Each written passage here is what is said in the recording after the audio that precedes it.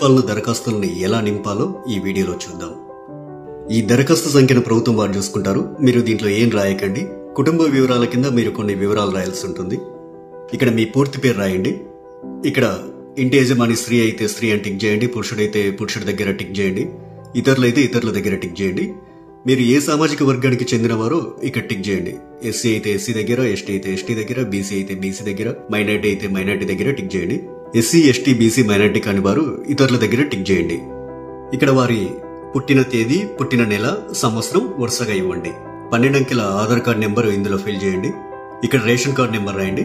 ఇక్కడ మీ mobile number రాయండి. వృత్తి దగ్గర మీరు చేసే వృత్తిని రాయండి. ఇక్కడ మీ కుటుంబ సభ్యుల పేర్లు, వారి వివరాలు తెలపాలి. ఇక్కడ పేరు, అతను గాని ఆమె గాని మీకేమవుతారో, తల్లి అయితే తల్లి అని, భార్య అయితే భార్య అని, కొడుకు అయితే కొడుకు అని, కూతురు అయితే కూతురు అని నింపండి.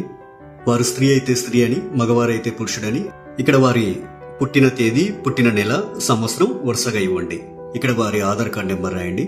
ఇలా మీ ఇంట్లో ఎంతమంది ఉంటే అంతమంది పేర్లు రాయండి. ఇక్కడ ఇక 2వ పేజీలో ఏం రాయాలో చూద్దాం.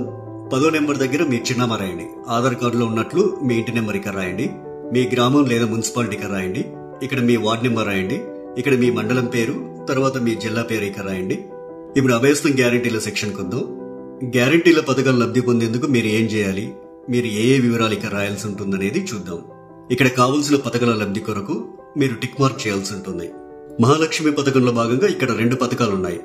మొదటిది ప్రతి నెల 2500 ఆర్థిక సాయం పొందేందుకు ఇక టిక్ మార్క్ పెట్టండి. ఇక రెండోది 500 రూపాయలకు గ్యాస్ సిలిండర్ పొందేందుకు ఇక టిక్ మార్క్ పెట్టండి. 500 రూపాయలకు గ్యాస్ సిలిండర్ కి సంబంధించి మీరు కొన్ని వివరాలు నింపాల్సి ఉంటుంది. మొదట ఇక్కడ మీ గ్యాస్ కనెక్షన్ నెంబర్ రాయండి. ఇక్కడేమో మీకు గ్యాస్ సరఫరా చేస్తున్న కంపెనీ పేరు రాయండి. మీరు సంవత్సరానికి ఎన్ని గ్యాస్ సిలిండర్లు వాడతారో ఆ సంఖ్యని ఇక్కడ రాయండి. రైతు భరోసా పథకం కింద లబ్ధి పొందేందుకు ఇక్కడ కొన్ని వివరాలు ఇవ్వాలి. రైతులు ప్రతి ఏటా ఎకరానికి 15,000 రూపాయలు పొందేందుకు ఇక్కడ వివరాలు ఇవ్వాల్సి ఉంటుంది.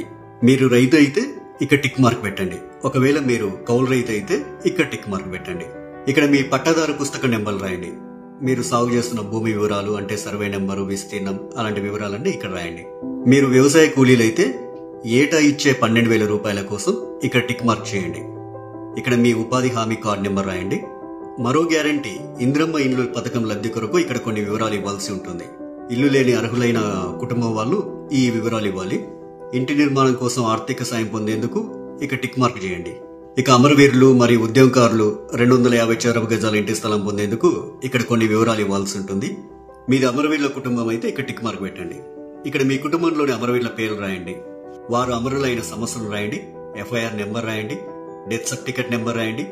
ఒకవేళ ఉద్యమకారులు అయితే మీరు తెలంగాణ ఉద్యమంలో పాల్గొన్నట్లయితే అవును అని ఉంది కదా, ఈ బాక్స్ దగ్గర టిక్ మార్క్ పెట్టండి. ఒకవేళ పాల్గొనకపోతే కాదు అనే బాక్స్ దగ్గర టిక్ మార్క్ పెట్టండి. అవును దగ్గర టిక్ మార్క్ పెట్టినట్లయితే కొన్ని వివరాలు రాయాల్సి ఉంటుంది. సంబంధిత FIR నెంబర్ మరియు సంవత్సరం ఇక్కడ రాయండి. ఒకవేళ జైలుకు వెళ్లి ఉంటే ఆ వివరాలు ఇక్కడ రాయండి. ఇక్కడ జైలు పేరు రాయండి. ఇక్కడ స్థలం పేరు రాయండి. ఇక్కడ మీరు అనుభవించిన శిక్షా కాలం అంటే ఎన్ని రోజులు, ఎంత కాలం అనేది ఇక్కడ రాయండి. తరువాత గృహజ్యోతి పథకం. గృహజ్యోతి పథకం కింద ప్రతి కుటుంబానికి 200 యూనిట్ల కరెంటు ఫ్రీగా ఇస్తుంది కాంగ్రెస్ ప్రభుత్వం. ప్రతి నెల దాదాపు మీరు ఎన్ని యూనిట్ల కరెంటు వాడతారో ఆ వివరాలు ఇక్కడ ఇవ్వాల్సి ఉంటుంది. 100 యూనిట్ల వరకు వినియోగిస్తే ఇక్కడ టిక్ చేయండి. 100 నుండి 200 యూనిట్ల వరకు వినియోగిస్తే ఇక్కడ టిక్ మార్క్ చేయండి. 200 యూనిట్ల కంటే ఎక్కువగా ఉపయోగిస్తే ఇక్కడ టిక్ చేయండి. మీ మీటర్ నెంబర్ను ఇందులో రాయండి. చేయూత పథకం. ప్రతి నెల చేయూత పథకం కింద వృద్ధులకు 4,000 రూపాయలు, దివ్యాంగులకు 6,000 రూపాయలు ప్రభుత్వం ఇస్తుంది. మిమ్మల్ని దివ్యాంగులుగా గుర్తిస్తూ ప్రభుత్వం మీకు ఇచ్చిన సదరం సర్టిఫికేట్ నెంబర్ ఇక్కడ రాయండి. మిగతా వారు వృద్ధులైతే ఇక్కడ, గీతా కార్మికులైతే ఇక్కడ, డయాలిసిస్ బాధితులైతే ఇక్కడ, బీడీ కార్మికుల జీవన భృతి పొందే వాళ్ళైతే ఇక్కడ, ఒంటరి మహిళా జీవన భృతి పొందాలనుకునే వారు ఇక్కడ, వితంతు పెన్షన్ కోసం ఇక్కడ టిక్ మార్క్ చేయండి. చేనేత కార్మికులైతే ఇక్కడ టిక్ మార్క్ చేయండి. ఎయిడ్స్ వ్యాధిగ్రస్తులైతే ఇక్కడ టిక్ మార్క్ చేయండి. పైలేరియా బాధితులు ఇక్కడ టిక్ మార్క్ చేయండి. బీడీ టేకేదర్ జీవన భృతి వాళ్ళు ఇక్కడ టిక్ మార్క్ చేయండి. ఈ అప్లికేషన్ ఫామ్ కు మీ ఆధార్ కార్డ్ జిరాక్స్, తెల్ల రేషన్ కార్డ్ జిరాక్స్ కాపీని జత చేయాల్సి ఉంటుంది.